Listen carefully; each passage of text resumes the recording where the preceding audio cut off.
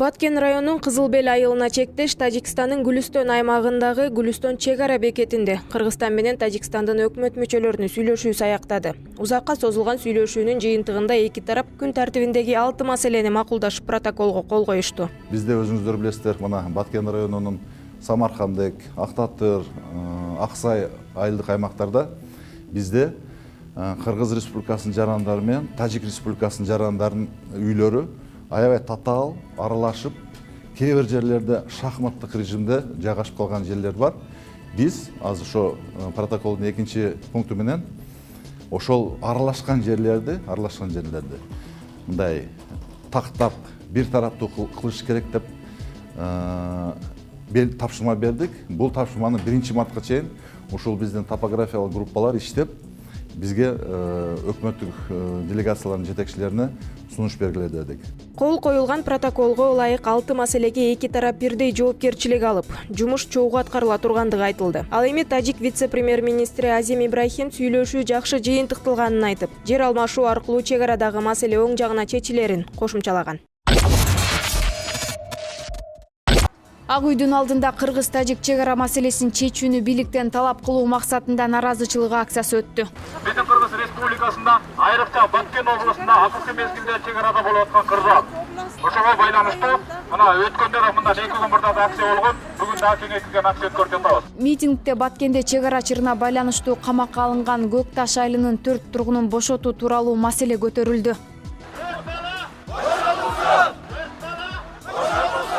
Патриот балдарыбызды мынтип эле камап таштай бербей, баш көтөргөндөргө кайтып жардам кылышыңарга мындай кылбаңыздар деп суранып кетем. Ушуларды чыгарып, чек араны жакшылап чечип беришиңиздерди суранабыз. Мындан сырткары акцияга чыккандар вице-премьер-министр Жеңиш Разаковго ишенбөөчүлүк көрсөтүп, отставкага кетүүсүн талап кылышты.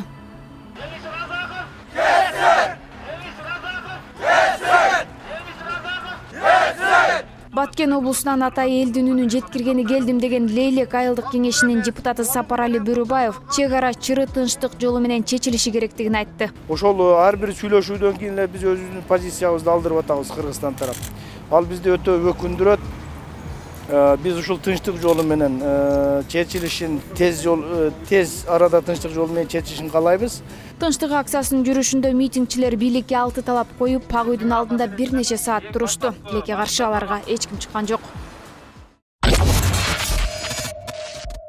Баткенде өткөн митингдин катышуучулары чек арадагы кырдаалга кабатырлыгын билдиришти. Митингде Нурбек Сапарбаев, Үсен Сапарбаев, Зайнидин Бердибаев жана Улукбек Сапарбаевтерди бошотуу талабы коюлган. Нааразычылык акциясына чыккандар өкмөттүн Баткен облусундагы ыйгарым укуктуу өкүлү Акрам Мадумаровдун маалыматын угууну талап кылышкан, бирок Мадумаров чыккан эмес. Ордуна орун басары Кеңеш Салиховду жиберген. Ал элдин нааразычылыгын жетекчиликке жеткирерин билдирди, деди жергиликтүү тургун. Эске салсак, бүгүн Бишкекте да чек арадагы кырдаал боюнча митинг өтүп, бийликке бир нече талаптар коюлду.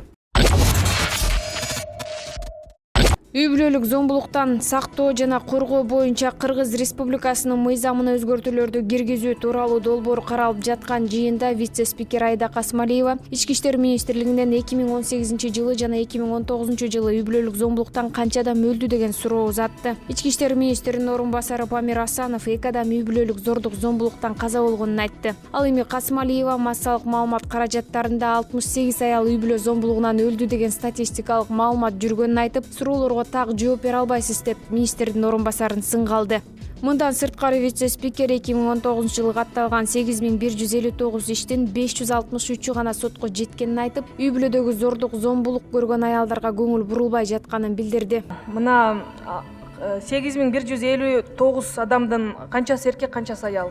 Зомбулукка туш келген адамдардын.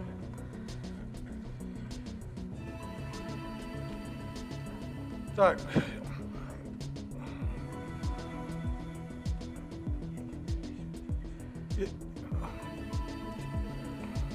Erkekler 5752, ayallar 393. Siz өзүңүз түшүнүп атасызбы айтып атканыңызды? 5000 эркек зомбулуктан жапа чекти. Жок, айтат. Аялдар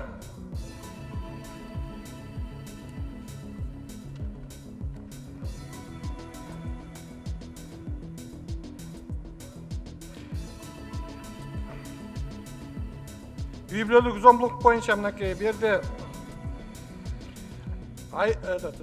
ушул жоруктарга катталган иштер боюнча мен жана айтып кеттим 8159 болчу. Аялдар менен катталган 78. Эми аялдардын үстүнө эметилген 2076, жаш өспүрүмдөргө катталган 49 болот. 2019 жылы 12 айдын ичинде. Сиз өзү эмне деп атасыз? Жакшылап даярданып келбейсизби? Бүгүн Жогорку Кеңештин жалпы жыйынында үй бүлөлүк зомбулуктан сактоо жана коргоо боюнча Кыргыз Республикасынын мыйзамына өзгөртүүлөрдү киргизүү тууралуу долбоор каралды. Аны өкмөт сунуштап иштеп чыккан. Мыйзам долбоорду Ички иштер министринин орун басары Памир Асанов окуду. Анда министрдин орун басарына депутат Камчыбек Жолдошбаев үй бүлөдөгү зомбулуктан улам Нарында жана Баткенде жакында эле каза болгон аялдар тууралуу суроо узатып, мындай окуянын себебине кызыкты. Эл өкүлү адам өмүрүн алган зомбулукка ким күнөөлүү деген суроосун берди. Өз кезегинде вице-спикер Айда Касмалиева аялдын өлүмүн алган окуяларда кайра аялдын өзү күнөөлүү эмеспи деген суроолор узатылып жаткандыгына нааразы болду. Причинасы эмнеден болуп атат? Карап көрсөңүз, ошо эркеги ичип алганбы, же оң тетири басканбы эркеги, же аялынан кеткенби шылтоолор, жакшы ойлорду ойлонбой же мурун урушуп жүргөнбү, ошондой системалар болот да. Булар шак эле алны муунтуп эле бир кишини жайлап коюш оңой эмес да. Анан ошолорду карап көрдүңөрбү? Ошол жанакы жазалагандар эмне жаза алышты? Аялдар өлүп атат. Биз ичкилик дегенибиз менен андай эмес. Ичкилик болсо анда акесин уруп өлтүрмөк, атасын уруп өлтүрмөк, эркекти өлтүрмөк. Аялдарды ура берсе болот, өлтүрсө болот. Өлтүргөндөн кийин дагы аялдарды күнөөлөп коюп атат. Мына жерде суроодон эле билинип атат. Ошол аялдар өзү күнөөлүү беле деп. Ушундай дагы суроо болобу? Иш козголот. Иш козголгондо дагы аягында деген айымдарды негедир өздөрүн күнөөлөп коюшат экен. Мына бүгүн деле айтылып атпайбы? Бир депутат эркек коллегам чыгып айтып атат. Мүмкүн ал тиги мас келсе туура эмес сүйлөп койду депчи. Бул биздин эркектерибизден, ошо мен өкүнгөн жерим арамда жаныбызда отурган коллегаларымдын түшүнүгү ошондой да. Ушул деңгээлине мен абдан таң калдым да. Бул кандайча айымдардын өлтүрүп салганда өздөрү күнөөлүү экен да анда. Нью-Йорк Таймс гезити 2 ракета Украинанын учагына карата атылганы тууралуу видео таратты. Басылманын маалыматына караганда аталган кадрларды Ирандын интернет колдонуучусу 14 январга караган түнү чыгарган. Биринин артынан бири кое берилген ракеталардын соккусунан кийин учак күйө баштаган. Видеого Ирандын бийлиги эч кандай түшүндүрмө бере элек. Бирок видеону чыгарган адамды кармап кетишкени тууралуу маалыматтар тарады. Белгилей кетсек, каргаша 8 январ күнү эртең менен болгон. Тегарандын Киевге багыт алган Украинанын учагы абага көтөрүлөрү менен кулап түшкөн. Ичиндеги 167 жүргүнчү менен экипаждын 9 мүчөсүнүн бири да аман калган эмес. Ишемби күнү Ирандын аскери адамдары каргашанын жоопкерчилигин мойнуна алышты. Иран тараптын айтымында аба кемеси аскер объектисинин жанынан учуп бараткандыктан АКШнын учагы катары атып түшүрүлгөн. Украина президенти Владимир Зеленский Тегарандын расмий кечирим суроосун, күнөөлүүлөрдүн жазаланышын жана компенсация төлөп беришин күтүп жатканын айтты.